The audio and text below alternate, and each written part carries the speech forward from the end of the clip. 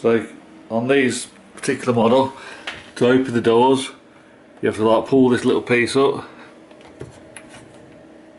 You can only go so far. You have to do it on both sides. Then you lift your door up. I was going to have to put this on the stand now, so I'll be back in a minute. But you see how it rests on that piece there. There's like a groove cut out on there for it to rest up against. Right, this can be a bit awkward, but on some of them, I've never tried this one so I don't know. But you have to push it up.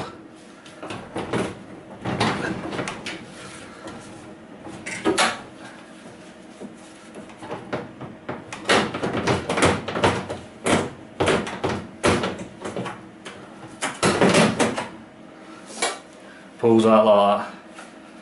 It can be a bit awkward, you have to get them in the right position. Easy to get them back in really.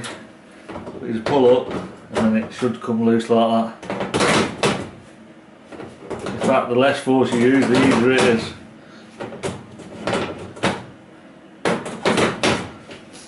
You make sure it's in the right place. Do not hold it in until you get these shut. Try it a few times to make sure it don't fall out. And that is it.